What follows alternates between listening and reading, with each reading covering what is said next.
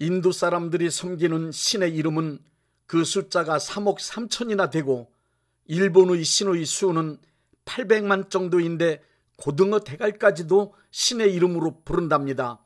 그리스 신화에 등장하는 신들 또한 일반적으로 알려진 것보다 그 이름이 훨씬 더 많다고 합니다. 우리나라 역시 천신, 수신, 지신, 산신, 집안 곳곳을 관장하는 신 등 조상신까지 다 합치면 그 수를 헤아릴 수 없을 정도로 많이 있습니다.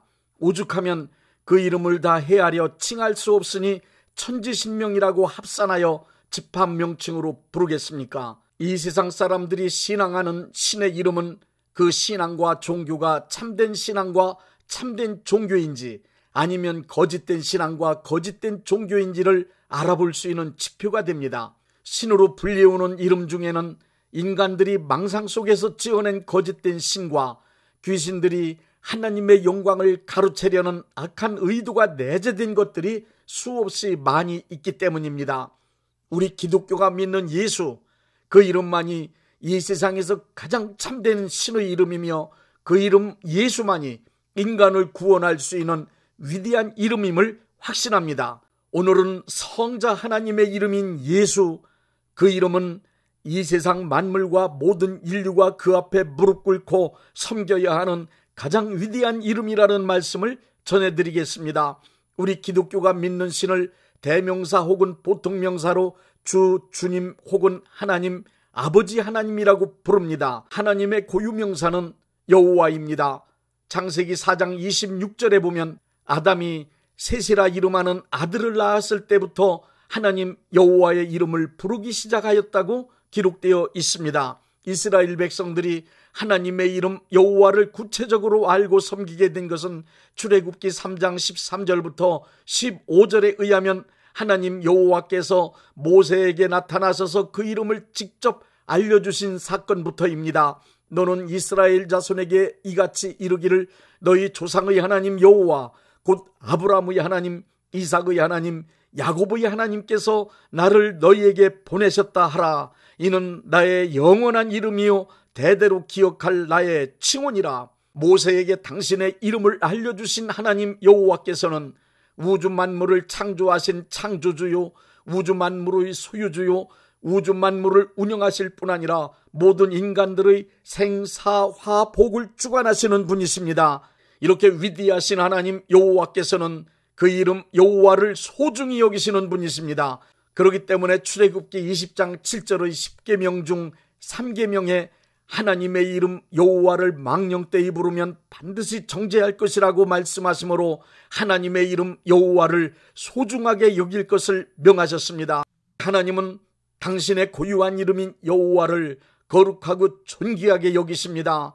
당신의 이름을 소중히 여기시는 하나님은 이스라엘 백성들도 하나님의 이름 여호와를 거룩하고 존귀히 여겨줄 것을 원하셨습니다.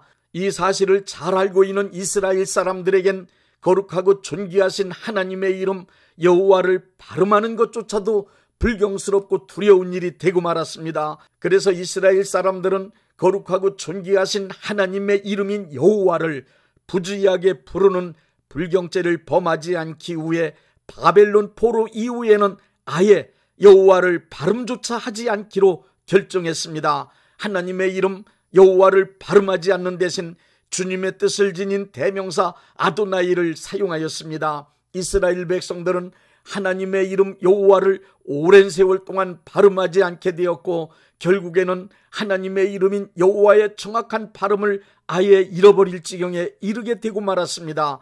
최근에야 독일 사람들에 의해 정확한 발음을 알게 됐을 정도입니다. 이스라엘 사람들은 하나님을 가까이에서 가장 잘 섬기고 살았지만 그들은 하나님의 이름인 여호와를 친근한 아버지의 이름을 부르듯이 부를 수 없었던 것입니다.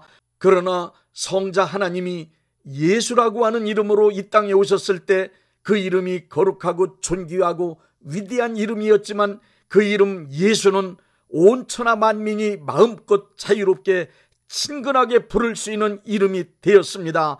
뿐만 아니라 예수는 모든 크리스찬이 사용할 수 있는 능력의 이름이 되었습니다. 하나님의 고유명사 여호와는 인간들이 마음껏 자유롭게 부를 수 없는 두려운 이름이었습니다. 그러나 이 땅에 인간의 몸을 입고 그리스도로 오신 성자 하나님의 이름인 예수는 모든 인류가 언제 어디서나 누구나 자유롭게 부르며 사용할 수 있는 친근한 이름이요 가장 존귀하고 사랑스러운 이름이 되었습니다. 성자 하나님께서 인간의 육신을 입고 이 땅에 오셨을 때 그분의 직함은 그리스도요, 그분의 고유명사는 예수였습니다. 성자 하나님의 이름인 예수는 마리아와 요셉이 임의로 결정하여 지은 이름이 아닙니다. 마태복음 1장 21절에 의하면 성자 하나님의 이름을 예수라고 부르게 된 것은 태어나시기 전 성부 하나님의 계시에 의해 결정되었기 때문입니다.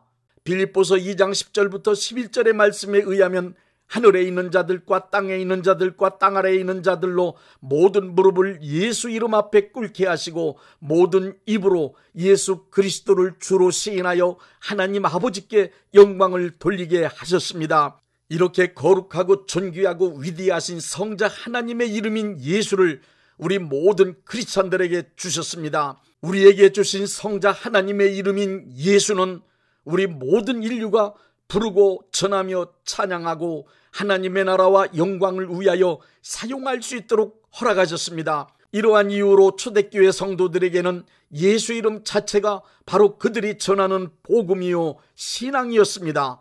원래 이름은 그 이름의 주인이 부재할 때에도 이름만으로도 그 이름 주인의 권위를 나타냅니다. 이름과 권위는 대등합니다. 다른 사람의 이름으로 말하거나 행동하는 것은 그 사람의 권위에 참여하는 것입니다. 마찬가지로 우리가 언제 어디서든지 예수님의 이름을 사용하면 예수님의 권위에 참여한 것과 같은 권세를 갖게 됩니다.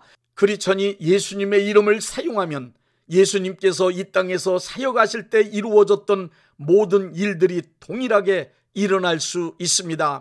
그 증거는 성경에 기록된 예수님 제자들의 사역 현장을 통하여 얼마든지 볼 수 있습니다. 사도행전 4장 29절부터 30절에 사도들의 기도가 나옵니다. 주여 이제도 저희의 위협함을 하감하옵시고 또 종들로 하여금 담대히 하나님의 말씀을 전하게 하여 주옵시며 손을 내밀어 병을 낫게 하옵시고 표적과 기사가 거룩한 종 예수의 이름으로 이루어지게 하옵소서 하더라. 이렇게 예수님의 이름으로 기도하였을 때 기도한 것이 그 자리에서 이루어졌습니다. 지금도 예수님의 이름을 사용하면 성경에 기록된 예수님 제자들이 예수의 이름으로 행하던 능력이 동일하게 삶의 현장에서 나타납니다. 예수 이름을 사용할 때 나타나는 세 가지 능력을 말씀드리겠습니다. 첫째, 예수 이름을 부르면 인간을 구원하는 능력이 나타납니다. 마태복음 1장 21절에 의하면 예수 이름은 그 이름을 부르는 사람을 그들의 죄에서 구원하는 이름입니다. 로마서 10장 13절엔 누구든지 주의 이름을 부르는 자는 구원을 받으리라고 기록되어 있습니다. 뿐만 아니라 사도행전 4장 12절에 다른 이로서는 구원을 받을 수 없나니 천하 사람 중 예수 이름 외에 구원을 받을 만한 다른 이름을 우리에게 주신 일이 없다고 말씀하고 있습니다. 또 그 이름으로 죄사함을 얻게 하는 회개가 예루살렘으로부터 시작하여 모든 족속에게 전파될 것이라고 누가복음 24장 47절에 말씀하고 있습니다. 요한복음 3장 18절은 예수 이름을 믿지 아니하면 심판을 받는다고 말씀하고 있습니다. 요한복음 1장 12절에도 영접하는 자 곧 그 이름을 믿는 자들에게는 하나님의 자녀가 되는 권세를 주신다고 했습니다. 예수 이름은 인간을 구원하는 뜻과 내용으로 가득 차 있는 구원의 이름입니다. 둘째, 예수 이름으로 기도하면 하나님께서 기도에 응답해 주시는 기도의 능력이 나타납니다. 요한복음 14장 13절부터 14절의 말씀입니다. 너희가 내 이름으로 무엇을 구하든지 내가 시행하리니 이는 아버지로 하여금 아들을 인하여 영광을 얻으시게 하려 함이니 내 이름으로 무엇을 구하든지 내게 구하면 시행하리라. 요한복음 15장 16절의 말씀을 보십시오. 너희가 나를 택한 것이 아니요 내가 너희를 택하여 세웠나니 이는 너희가 나가서 과실을 맺게 하고 또 너희 과실이 항상 있게 하여 내 이름으로 아버지께 무엇을 구하든지 다 받게 하려 함이라. 요한복음 16장 23절부터 24절에도 약속하셨습니다. 그날에는 너희가 아무것도 내게 묻지 아니하리라. 내가 진실로 너희에게 이르노니 너희가 무엇이든지 아버지께 구한 것을 내 이름으로 주시리라. 지금까지 내 이름으로 아무것도 구하지 아니하였으나 구하라, 그리하면 받으리니 너희 기쁨이 충만하리라. 이렇게 예수님의 말씀에 의하면 성부 하나님께서 우리의 기도에 응답해 주시는 이유는 예수 이름으로 구하면 주시기로 약속하셨기 때문입니다. 그러므로 예수 이름은 기도 응답받는 필수적인 조건이며 능력입니다. 셋째, 마귀 세력과 환경 그리고 문제를 향하여 예수 이름으로 명령하면 명령한 대로 이루어지는 능력이 나타납니다. 예수 이름으로 명령한다는 말은 기도를 말하는 것이 아닙니다. 명령이란 이 세상에 존재하는 것들을 향하여 그렇게 하라고 말하는 것입니다. 크리스천이 내리는 명령은 예수 이름 권세를 가진 자로서 예수 이름의 권위 안에서 어떤 대상을 향하여 복종하라고 선포하고 선언하는 것을 말하는 것입니다.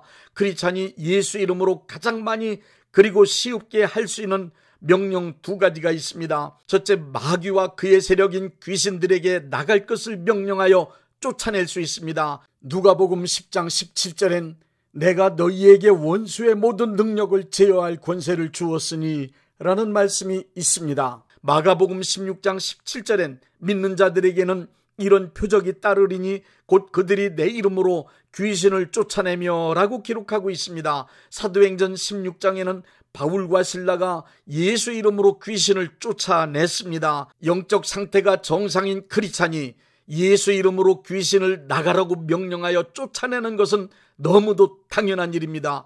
예수 이름을 사용하는 크리스찬의 명령 앞에 귀신은 쫓겨나갈 수밖에 없습니다. 예수님의 제자들이 예수의 이름을 믿고 사역할 때 누가복음 10장에 기록된 말씀을 보면 예수님은 사탄이 하늘에서 떨어지는 것을 내가 보았다 하고 말씀하셨고, 제자들은 귀신들도 항복하더이다 라고 분명한 간증을 하고 있습니다. 예수님의 이름은 존귀하신 성자 하나님의 이름이기 때문에 마귀와 그의 세력인 귀신들을 능히 제어할 수 있는 권세가 있습니다. 이 위대하고 존귀하신 예수 이름을 나에게 주셨음을 확신하고 마귀의 세력인 귀신들을 쫓아내야만 합니다.